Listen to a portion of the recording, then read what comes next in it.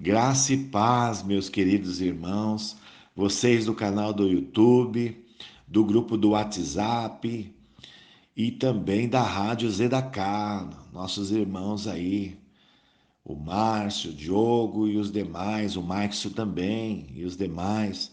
Tudo bem com vocês? Que Deus abençoe vocês ricamente, que Deus os proteja do Covid, tá bem, meus queridos?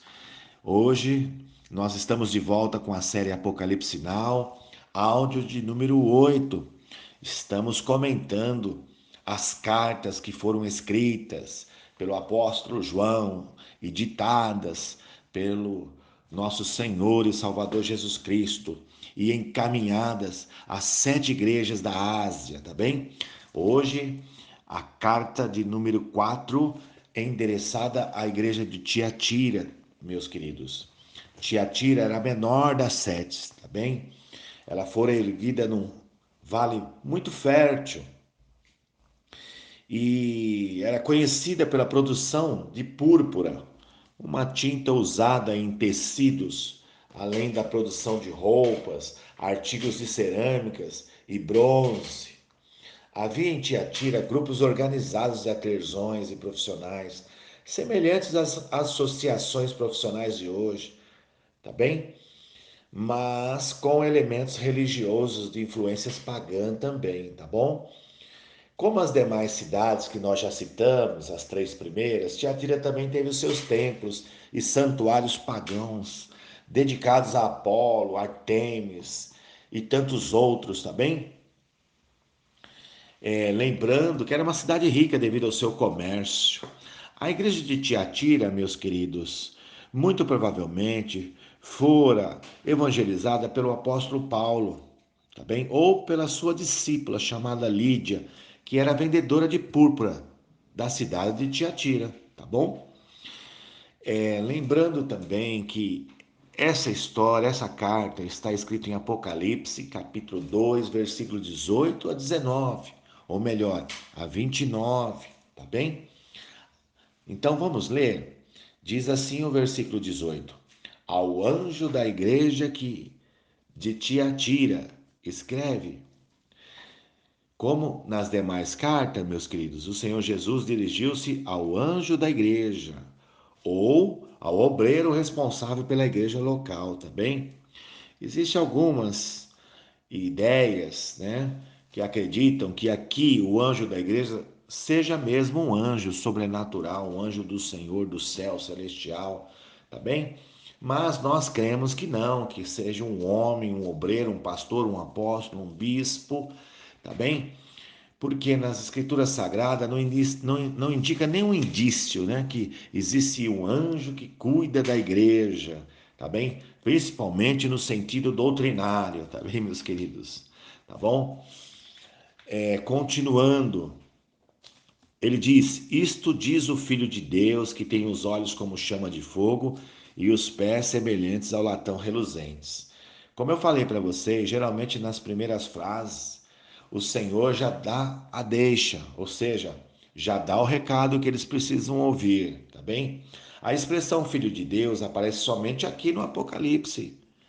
É sintomática essa apresentação de Jesus como Filho de Deus. Eu já falei para vocês que a Bíblia é a maior profecia, tá bem? E eu também já falei para vocês que o Apocalipse é um livro profético. E eu vou dizer para vocês algo que eu não disse ainda, que a profecia, não é? Ela é atemporal. O que significa isso, meus queridos? Significa que as profecias bíblicas, elas não estão limitadas dentro do nosso tempo. Ou seja, elas não estão presas ao nosso tempo. Elas transcendem o nosso tempo, tá bem? Então, por exemplo, quando Jesus escreveu as cartas, falando desta, a carta de número 4, a Tiatira, ele ao mesmo tempo estava escrevendo a uma igreja que se localizava lá na cidade de Tiatira, na Ásia Menor, mas também ele estava se referindo a um período de tempo que foi entre 451 a 1517, tá bem? Então, durante esse tempo que levou quase 1000 anos, tá bem? A igreja teria as características da carta de Tiatira, tá bem, meus queridos? Então, esse tempo, esse período da igreja é semelhante à Idade Média, tá bom? É bem próximo os períodos. É conhecido como a Noite dos 1000 anos. Por quê? É um tempo próximo de 1000 anos. Então, ele é conhecido como a Noite de 1000 anos ou a Idade das Trevas. Tá bem, meus queridos? Por que a Idade das Trevas? Porque a igreja que deveria ser luz, a igreja que deveria ser sal da terra, não é? Estava perdida, estava profanada. A característica principal da igreja de Tiatira era profana, tá bem? Profana. Então, a característica principal desse período da história da igreja mundial, que foi de 451 a 1517, também é profano. Não é? O que significa isso? Que um desrespeito muito grande ao sagrado, não é, foi tolerado no meio da igreja, tá bem, meus queridos? Continuando, tá bom? Conforme é do conhecimento geral, essa igreja não apenas divinizou Maria, ou seja, deixa eu explicar melhor para vocês. Durante esse período, 451 a 1517, foi o período do surgimento, desenvolvimento e solidificação da Igreja Católica Romana. O período que ela mais cresceu, ela mais desenvolveu, ela mais conquistou, tá bem? E conforme é do conhecimento de todos, essa igreja não apenas divinizou Maria, como também reduziu Jesus à condição de seu filho, colocando-o como que debaixo de sua autoridade, tá bem, meus queridos? Então é verdade, porque, meus queridos, quando foi 431 depois de Cristo, começou-se o culto a Maria, tá bem? Em 451, ela foi chamada de Mãe de Deus, tá bem, meus queridos? Ela foi elevada ao, né, a ser Mãe de Deus, tá bem? E também, além disso, em 553, tá bom? Ela foi tida como sem pecados. E também que no final da sua vida, ela ascendeu os céus. Igual Jesus, quando ele morreu e ressuscitou, passou 40 dias na terra. Então, eles dizem, o Papa disse, a Igreja Católica diz que Maria também, próximo da morte, ascendeu aos céus, subiu aos céus, não morreu. Ela subiu ao céu e muito provavelmente sentou lá à esquerda do Pai, porque à direita já está Jesus, tá bem? Então, meus queridos, o que o Senhor Jesus está dizendo aqui, tá bem? Ele está dando, não é, uma informação importante, que ele é o Filho de Deus e não o Filho de Maria, tá bem, meus queridos? Então, é uma advertência, é uma exortação, tá bem? Por quê? Porque ele não estava sendo visto como filho de Deus. Ele não estava sendo visto como divino, e sim como um homem comum, tá bem? Aqui na igreja de Tiatira, tá bom? E durante aquele período que eu falei para vocês, Maria, mãe de Jesus, tomou o lugar dele e, não é? Se tornou mãe de Deus, começou a ter um culto exclusivo a ela, tornou-se intermediadora dos homens. Então ela passou a ser a terceira pessoa da Trindade, Jesus o quarto, meus queridos. Ele ficou, não é? Ele perdeu um posto na doutrina da Igreja Católica. Jesus perdeu um posto de terceira pessoa, foi para a quarta pessoa da Trindade, tá bem, meus queridos? Então, ao se apresentar à igreja de Tiatira, ele fez questão de ressaltar ser ele o Filho de Deus e não filho de Maria, o mesmo Filho unigênito enviado pelo Pai para ser o Salvador do mundo. Seus olhos, como chama de fogo, diz o texto, testemunham a sua onisciência, um dos três atributos exclusivos de Deus, visto ser Ele Deus, tá bem? A imagem do Deus invisível, o primogênito de toda a criação, porque nele foram criadas todas as coisas que há nos céus e na terra, visíveis e invisíveis, sejam tronos, sejam dominações, sejam principados, sejam potestades, tudo foi criado por ele e para ele. E ele é antes de todas as coisas, e todas as coisas subsistem por ele, disse o apóstolo Paulo, Colossenses capítulo 1, versículo 15 a 17. Este é Jesus, o Filho de Deus, e não apenas o filho de Maria. Para a igreja temporal de Tiatira, seus olhos como chama de fogo pode ser uma alusão ao culto ao Apolo, o deus protetor de Tiatira, o deus Sol, né? Apolo na mitologia grega era o deus Sol, filho de Zeus. E em Tiatira havia um grande templo consagrado a Apolo. E os pés semelhantes ao latão reluzente, a expressão latão reluzente é uma alusão à indústria do bronze em Tiatira. E o bronze vermelho ao rubro, quando ainda se encontrava nas chamas refinadoras, torna-se como latão reluzente, depois de brilhantemente polido. O bronze nas escrituras fala de juízo. Aqui o bronze, como latão reluzente, aparece em seus pés, apressando-o como juiz prestes a entrar em cena para executar o juízo. Então foi isso que Jesus quis dizer, meus queridos, quando ele disse assim: olha, eu sou. Isto diz o Filho de Deus, que tem os olhos como chama de fogo e os pés semelhantes ao latão reluzente. Então ele fala assim: olha, eu, como Filho de Deus, estou vendo todas as coisas, tá bem? E já estou preparado para trazer juízo sobre Tiatira, sobre a cidade de Tiatira, tá bem? Sobre aquela igreja e aquelas pessoas que estavam profanando o culto ao Senhor Jesus, profanando a igreja do Senhor Jesus, a doutrina das escrituras sagradas.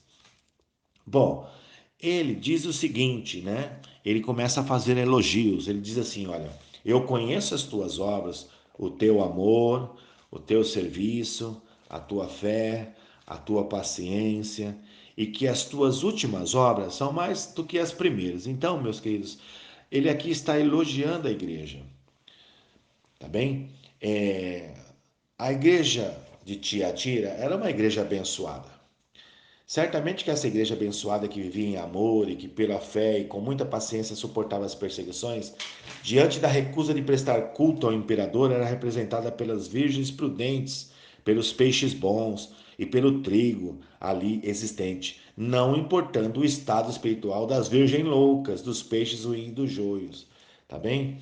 Então a palavra de Deus diz que os meus olhos procurarão os fiéis da terra para que estejam comigo. O que anda num caminho reto, este me servirá.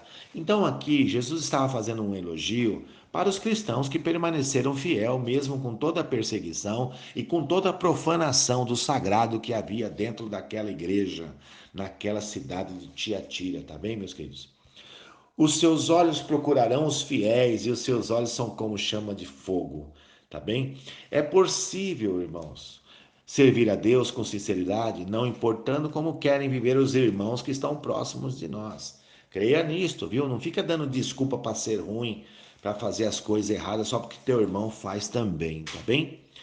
Entendido esta igreja em sentido profético, vamos descobrir que em plena Idade Média, sob o domínio da Igreja Católica, no período mais negro da história da humanidade, havia ainda uma igreja fiel. Com efeito, temos o seguinte testemunho da história, não é?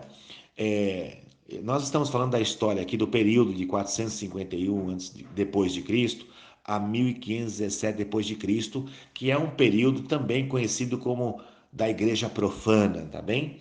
Mas olha aqui, ó, dentro desse período tinha os valdenses, assim como os albigenses.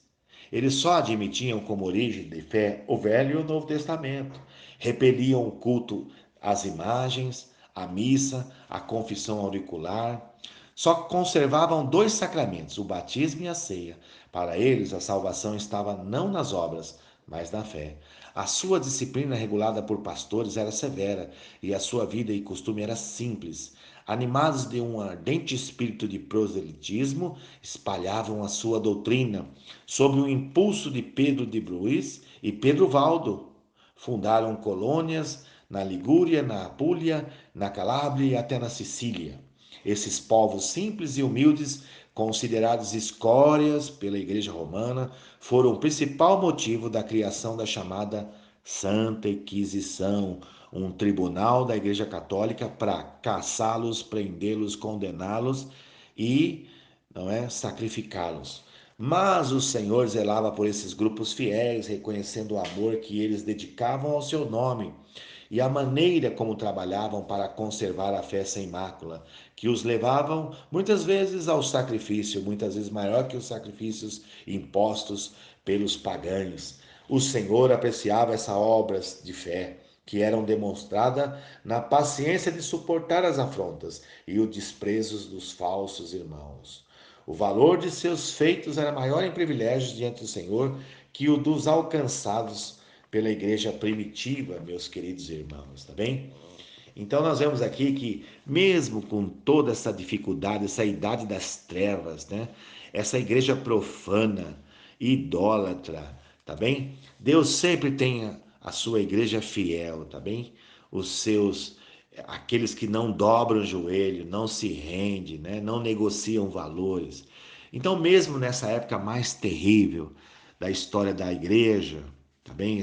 Essa noite do 1000 anos, ou esse 1000 anos de trevas, né? Sempre teve uma igreja limpa, santa, preparada. Não eram muitos, mas são amados por Deus e protegidos por Deus, tá bem, meus queridos? Então em Tiatira também tinha, não é? Mesmo com todo esse problema que havia naquela cidade, com toda aquela idolatria e profanação do santo e do sagrado, tá bem?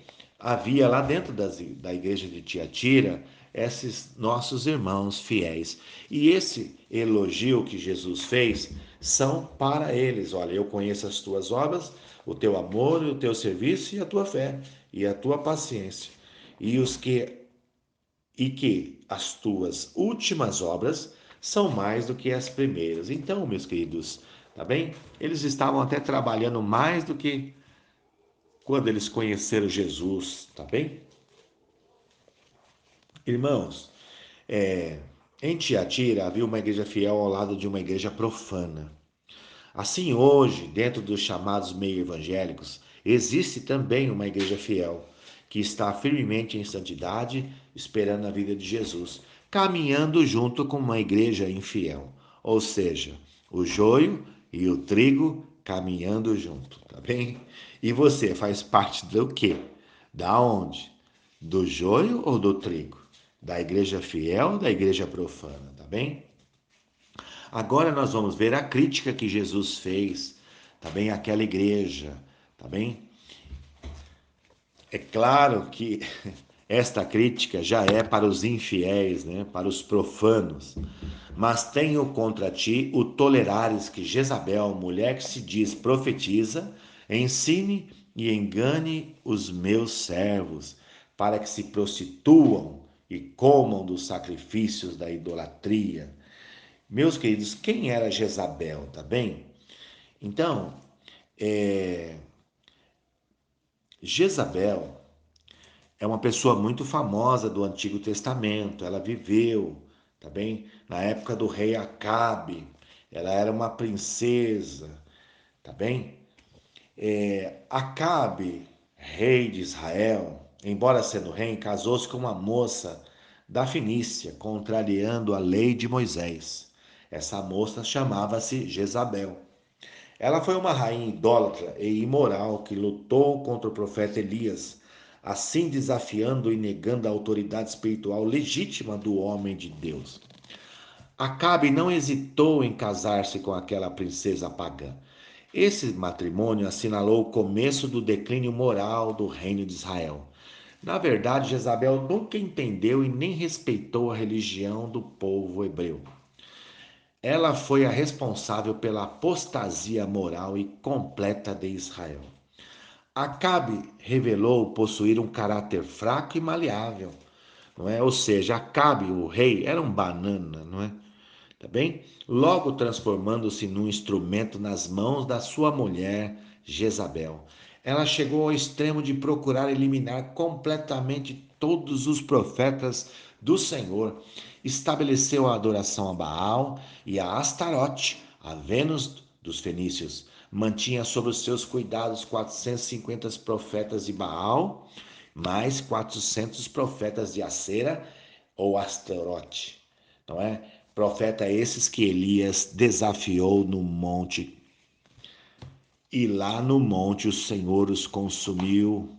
Lá no monte o Senhor respondeu com fogo, e todos esses profetas foram mortos por Elias e o povo, tá bem? Meus queridos, agora, e a Jezabel do Apocalipse? Seria a mesma? Claro que não, meus queridos, tá bem? Foram muitos anos de diferença, tá bem, na história. O que o Senhor Jesus quer dizer é que era o mesmo Espírito, entenderam?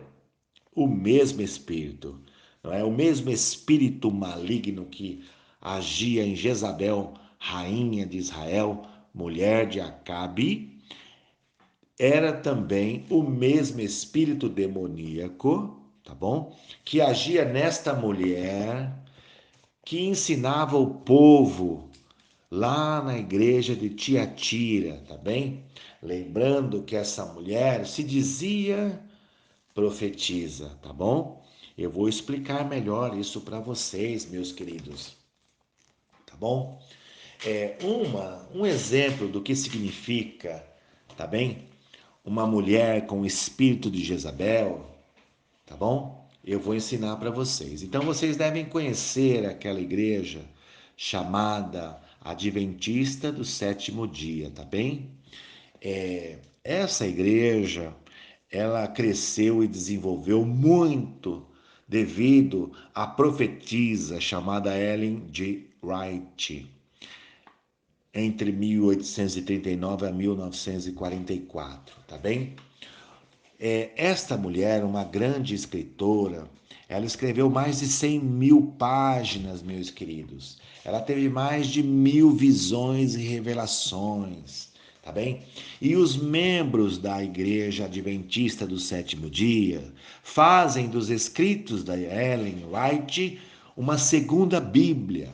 Eles citam 10 vezes mais os livros de Ellen White, os ensinamentos de Ellen White, do que a própria Bíblia, tá bem? Tá bom? Então, irmãos, os adventistas do sétimo dia, como conhecemos, não existiria sem essa profetisa, tá bem? Então, isso é só para você ter uma ideia do que significa uma mulher com o espírito de Jezabel, tá bem? Essa mulher lá de Tiatira é semelhante a Ellen White, que ensinou a igreja adventista, tá bem? Ensinou falsas doutrinas, heresias, tá bom? Então, eu não quero aqui tratar desse assunto do adventista do sétimo dia, nem de Ellen White. Eu estou mostrando para vocês o que faz uma, é, uma mulher que ensina na igreja com o espírito de Jezabel, tá bem? Um outro exemplo, tá bom? Mais um exemplo mais novo, atual, é a apóstola Sol da Igreja Reino dos Céus, tá bem? Esta apóstola Sol, ela tem programa aí, eu não me lembro se na Bandeirantes ou no Canal 9, mas procura aí que você encontra, tá bem?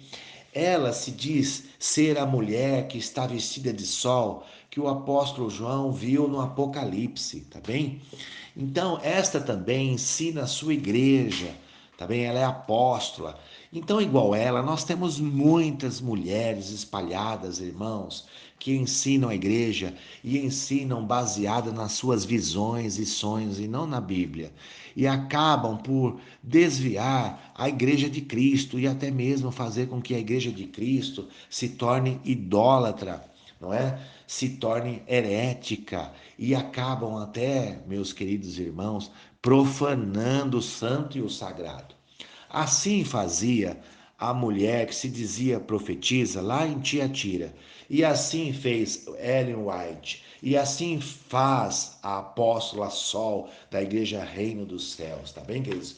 E assim faz muitas mulheres com esse espírito de Jezabel hoje em dia, tá bem? São mulheres inteligentes, fortes, independentes, com aparência espiritual. Elas manipulam as pessoas, os homens, elas dominam os homens, são vaidosas, às vezes sensuais, elas não se sujeitam aos seus maridos e nem aos líderes do sexo oposto. Elas gostam de homens frágeis mesmo, bananas, sensíveis, pois assim é mais fácil dominar, meus queridos. Vive dizendo ter revelações e sonhos, não é? De Deus, tá bom? Elas querem ditar as suas próprias regras, os seus próprios ensinamentos. Esse espírito de Jezabel, meus queridos, não se sujeita a ninguém. Ele é muito difícil, muito insubordinado, tá bem? Então, se você encontrar uma mulher assim, em qualquer canto, fuja, meus queridos, tá bem? Fuja, porque boa coisa não é, tá bem? E não se sujeite a ela. Esse espírito, meus queridos, de Jezabel é muito comum hoje em dia, tá bem? Principalmente nesse movimento feminista, tá certo, meus queridos?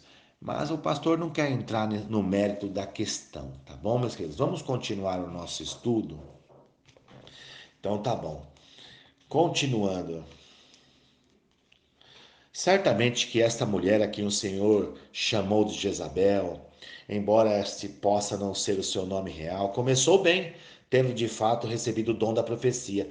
Porém, faltando-lhe o conhecimento da palavra de Deus, que ensina sobre o uso correto dos dons, ela não soube administrar a bênção, pois, segundo a Bíblia, os dons do Espírito devem ser usados para o que for útil e para a edificação da igreja. Os dons não são dados com o objetivo de serem usados para dirigir a igreja, meus queridos. Essa tem que ser dirigida através da palavra de Deus para a direção da igreja. O Senhor levanta pastores, profetas, evangelistas, mestres. Os dons, principalmente de profecia, não são dados para, através deles, formar novas doutrinas, meus queridos. Isso ocorre muito hoje em dia, tá bem? Nenhum obreiro que conhece a palavra de Deus permite que a igreja que o Senhor lhe confiou seja orientada ou até mesmo ensinada por meio do uso dos dons espirituais, ou por sonho, ou por visão, ou por revelação, ou por profecia. Para dirigir e ensinar a igreja sobre a orientação do Espírito Santo, o Senhor deu os dons ministeriais que estão escritos lá em Efésios, capítulo 4 e 11. Apóstolos, profetas, evangelistas, pastores e também mestre, meus queridos. Qualquer abuso ou distorção no uso dos dons não pode passar despercebido do anjo da igreja, do líder da igreja, do pastor da igreja. Ele é o responsável pela sã doutrina. Em Tiatira, houve distorção e abuso no uso do dom da profecia. Tá bem? Ao que tudo indica, e como ainda acontece muito em nossos dias, ao sentir que Deus a abençoava, né, tornou-se orgulhosa e colocou o dom recebido a serviço de seus interesses pessoais. Daí passou a inventar profecias, tá bem? Visões e sonhos, meus queridos, tá bem? Para que o povo seguisse. Quem não conhece a palavra de Deus facilmente segue esses falsos profetas, essas falsas visões, essas falsas revelações, tá bem? Logo, Jezabel formou um grupo de seguidores na igreja de Tiatira, que o Senhor chamou de seus filhos, aos quais advertiu que iria ferir de morte. Está em Apocalipse 2:23, meus queridos. Tá bem? O próprio Senhor disse isso.